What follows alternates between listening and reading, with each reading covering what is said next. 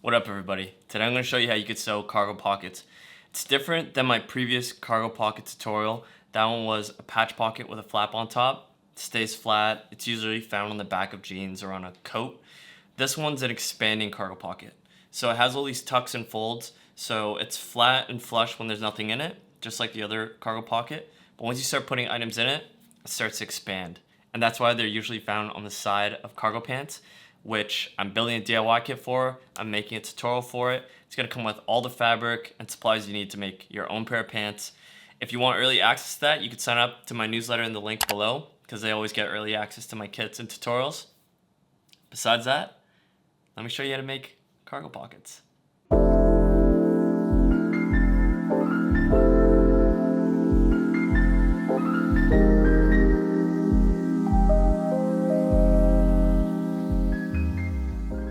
So first off, the prep. First step is going to be download the pattern. So we're going to hit up gloryallan.com, download the free PDF, and we're not going to print this one. We're just going to use it as a guide to draw our own pattern. So to draw the pattern, grab 2 pieces of paper, tape them together so it's at least 16 inches wide, and then we're going to draw our pattern. So grab a ruler, grab a pen. Ideally, if you have different colored pens, that's going to help out.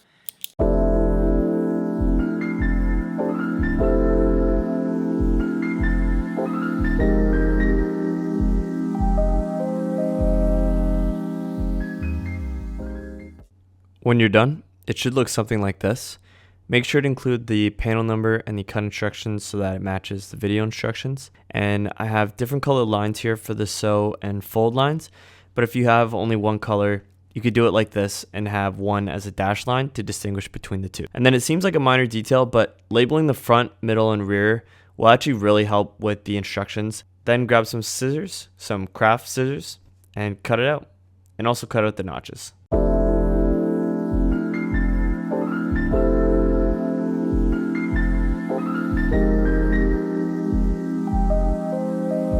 This pattern, as shown here, is drawn exactly for the left leg.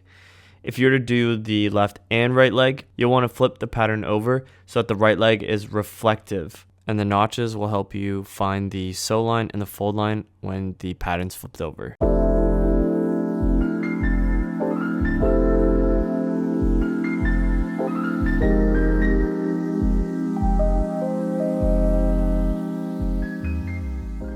Start with matching up the grain line with the selvage edge.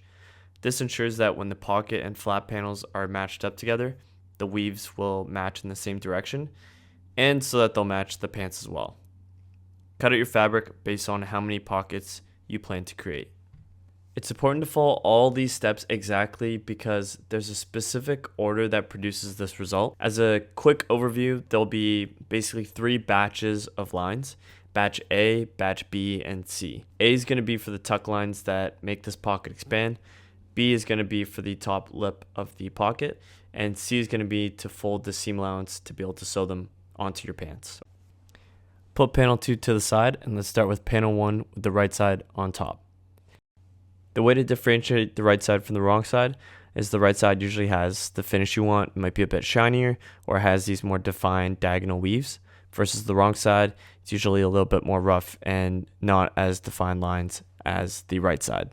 We're going to use chalk to mark the tuck lines, which are the stitch and fold lines that the pattern says. And to differentiate between the stitch and fold lines, it's helpful to have 2 different colors of chalk. But if you don't have that, if it's not possible, you can draw fold lines versus dash lines to differentiate between them. So we're going to match up the pattern and pull it down just a little bit so that you can mark the fabric with your chalk. Do the same for the bottom, bring it up about 1/4 inch and use your chalk to mark the pattern. And then after that, use a ruler, connect the marks to create full lines from top to bottom. And this is batch A. So here's what we're going to do for all of batch A. We're going to match the stitch lines, in my case the blue lines, to each other. And that's going to fold at the red line, or the fold lines. Use your fingers, you're going to press them down to try to hold them in place. Grab pins and then carefully pin them down. There should be 3 folds all towards the rear of the pocket. You could take a look at the PDF that we downloaded because it shows you the fold direction, everything pointing towards the rear. And make sure that that last stitch line matches to the edge of the fabric. When everything's folded in place, Grab your iron, get it pretty hot, and then press it so that it is molded into its final shape. Grab some clips, some sewn clips that'll help you hold the folds together. So I'll lock in the folds horizontally along the fold and then some vertically at the folds. And then when you're done that, get your sewing machine ready so we can start sewing. To stay organized, we're going to label F for the front and R for the rear with chalk. We're going to set our machine to our standard settings. Pretty common setting is tension of 4, width of 0, length 2.5, and just have it at a straight stitch. For an edge stitch, I like to use my zipper foot because then I can use the right edge of the presser foot and match that with the edge of my fabric. The first thing we're going to do is sew a vertical edge stitch at each of the 2 folds, so not including the rear tuck. Only sew the top of the fold to keep it sandwiched. We do not want to sew the fold down to the pocket. We'll end up coming back to the rear tuck, but for the most part, batch A is done. We now have 2 folds sewn and the rear fold not sewn. We're going to pin those folds down that we just stitched, and then we're going to unfold the rear by removing the clips. Then we're going to flip to the wrong side so that we could start on batch B. From the top edge on the wrong side, we're going to draw a chalk line at 3/4 of an inch down from the top edge, and a second one 2.5 inches down from the top edge. You may need to reposition the pins if they're a little too high that they're interfering with this line. These are going to be the fold guides that we match our edges to. So we'll call these lines batch B. Bring it over to your ironing board and then match the top edge in line with the 3/4 inch chalk line. Finger press it to hold it in place, and then grab your hot iron and press it down.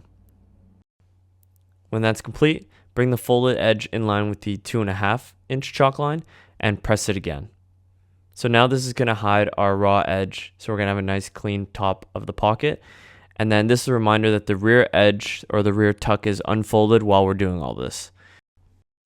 Grab some clips to hold this all in place because we're going to lay down 2 top stitches. One's going to be an edge stitch at the very edge, and then the second one's going to be 1 inch down from there. So I'm going to swap back to my normal presser foot, and I'm going to use the markers on the throw plate, which shows me the seam allowance. I'll line it up to that very last line, which will give me a 1 inch stitch. These are what they call stay stitches. They lay across the top of each section of darts, and they'll help hold those folds in place so that they don't get folded back or twisted the wrong way. And batch B is done. Remember that rear tuck from batch A, the fold that we didn't sew? We'll now go back and find it and sew that fold shut. So find the fold edge and get your iron and press it again.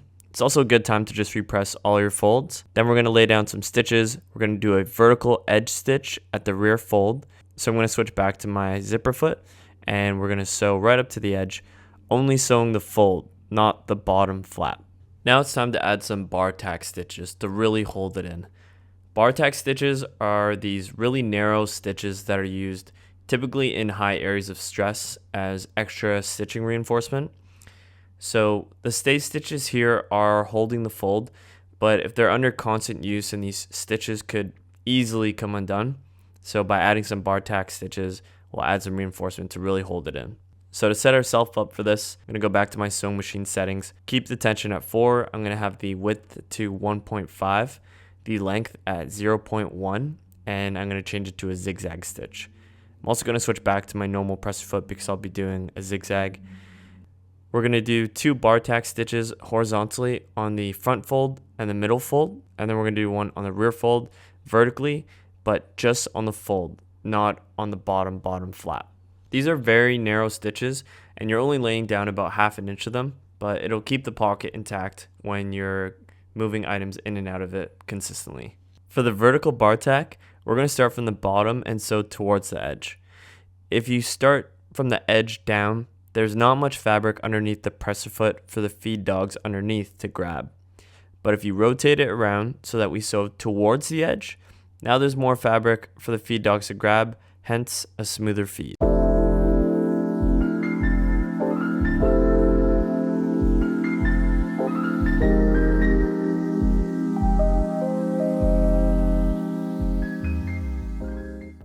And that's batch A and batch B done with. We did some edge stitches, top stitches, folds, stay stitches, bar tacks. We good. So let's flip to the wrong side and keep moving. With chalk, draw 3/4 of an inch all around as fold guides, except for the top edge. So that's 3 edges total, the front, bottom, and rear. This is our batch C of lines. Just like before, take it to the iron board, match the edges to the 3/4 inch fold guides, and press it down. Folds are going to be pretty thick here, so a little bit more difficult, so it might be easier to actually start there. Then grab some clips, and then we're going to realign the rear fold so that it aligns with the new folded edge. Realign the rear fold so that the stitched fold now matches with the newly pressed seam allowance, and we're going to iron that into place and secure it with clips. So we went from our sewing pattern, all drawn by ourselves, to the pocket. Then we're going to grab our fabric and we're going to place the pocket on the fabric.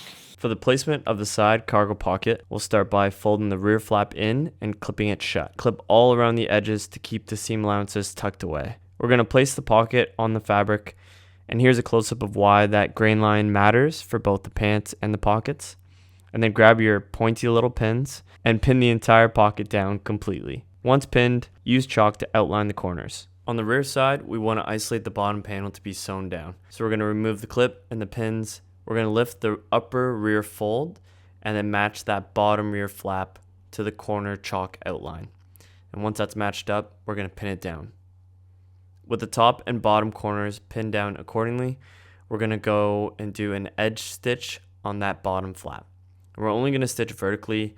We're going to go down to that corner and then back stitch to end it off with no turns. Let's change our sewing machine setup, change the width back to 0, the length to 2.5, and we'll do a straight stitch. And I'm going to swap my zipper foot that came with the sewing machine in. When you're done, it should look something like this. So we've got the bottom flap sewn down to the bottom right corner, which I've identified as point B. So now we're going to edge stitch the rest of the pocket. We'll start at the top left corner, the opposite corner of point B, and we'll sew all around the left edge and the bottom edge. We'll take out pins and clips as we sew. On the turn, we're going to have the needle in the down position, lift the press foot up, pivot the fabric, put the press foot back down, and continue sewing. And we're just going to sew right up to point B, and don't forget to do your back stitches at the beginning and end. The pocket's coming together nicely, so let's remove our pins, and let's add 2 bar tacks in 2 spots. We'll do one at the bottom fold and one at the top flap. So with our sewing machine settings, let's change it to a width of 1.5, length of 0.1, and a zigzag stitch. Let's swap for our standard presser foot. And the bar tacks, we're going to do one vertically at point B over everything. Over the bottom flap, over the top fold. Sew it all down together. And then let's do our second set of bar tack stitches, also vertically at the corner north of point B, at the very top right corner of only the bottom flap. Now let's work on the side cargo flaps. So with panel 2, we should have 4 pieces, so 2 pieces per flap. And we're going to take 2 and place right sides together. We're going to clip them together, and then we're going to sew 3/8 of a seam allowance all around the edges, except for the top long edge. So we'll change our sewing machine settings to a width of 0, length of 2.5, and we'll do a straight stitch. And then we're going to sew at 3/8 of an inch. I'm going to use the markers on the throat plate.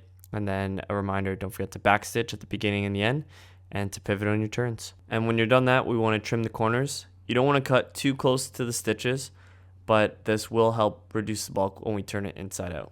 To get really clean seams, let's press each one of the seams one at a time, because this will help open up those seams. After you're done that, flip it inside out and press the seams from the outside. Then we're going to lay down 2 top stitches to secure this in place on the sides and the bottom edge. I've placed 2 red colored clips on the top edge to remind myself not to sew it shut there. We're going to do 1 edge stitch, and then we're going to do a 3/8 of an inch top stitch. Can you smell that? It's a half-baked cargo pocket. We're almost done. With a transparent ruler and chalk, draw 1/4 inch at the top long edge. This is the non-folded raw edge side. And this is going to be the top edge of the pocket flap where we'll attach it to the pants. Then we're going to draw in our buttonhole placement. So for the front hole, we're going to mark 1.5 inches in from the edge. And on the rear hole, we're going to mark 3 inches in from the edge. Line up your ruler then to that 1/4 inch line at the top, because that's where our top fold of the flap will be, and measure the distance from that line to the edge. 2.5, so our half will be 1.25 inches, so mark that with chalk. Now we have the center for each buttonhole. So as the fun part, choose your buttons. Do you want a colorful button? Do you want something in between? I have a selection of buttons that you could choose from on my site. Once you've gotten yours, place it on the center of the buttonhole placement and use chalk to mark the top and bottom of the buttons, which will mark your buttonhole start and end lines. And then for actually sewing the buttonhole, I have a tutorial for this, but essentially you'll add the button to your buttonhole presser foot, attach that presser foot to the machine, and change your sewing machine settings so that they're set for buttonhole creation. We're going to sew along on both buttonholes, and if you're looking for more information on how to sew these buttonholes, they're available on my other tutorial.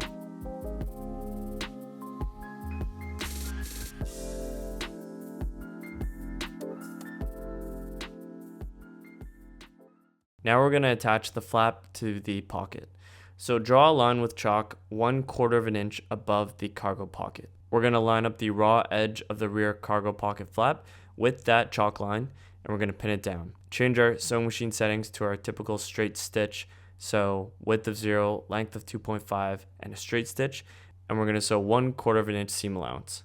Moving my needle to the left and then aligning the stitch line to the edge of my presser foot is an easy way for me to sew 1/4 inch when I can't see the throat plate markers. After, we're going to fold the cargo flap down and we're going to finger press it. Trust me, this helps a lot. And then we're going to take our iron and press the flap down with all our might. We're also going to press down the surrounding fabric so that everything is smooth and flush.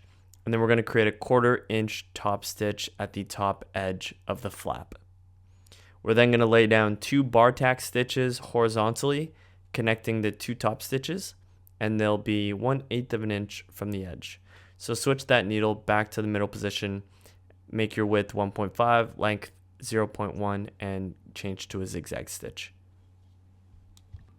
There's a lot of layers here making it thick, so be careful with your machine. If it's on the more delicate side, you may have to use your hands or adjust the presser foot tension to have the fabric fed more smoothly. To add our buttons, we're going to mark our placement based off the buttonholes, open the free arm, change the presser foot, drop the feed dogs. We're going to change our sewing machine settings and maybe watch my other tutorial if we're not sure how to sew these in. Maybe we're done. That's an expanding cargo pocket.